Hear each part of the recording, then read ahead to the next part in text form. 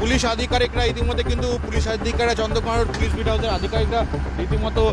উদ্ধার কার্যে হাত লাগিয়েছে, যেখানে জাতীয় সড়কের উপরে এই লরিটি পড়ে রয়েছে এবং সেখানে এই উদ্ধার কার্যে হাত লাগিয়েছে। শয়ে শয়ে যে লাখ লাখ কাঠ পড়ে রয়েছে ইতিমধ্যেই কিন্তু চন্দ্রকোনা রোডের ডুকি এলাকাতে এই ঘটনাটি ঘটে এবং এই যে ছবি দেখতে পাচ্ছেন রীতিমতো গাড়িটিকে সরানোর কাজ করছে পুলিশ আধিকারিকরা, যেখানে এই রীতিমতো রাস্তা দীর্ঘক্ষণ ধরে রাস্তা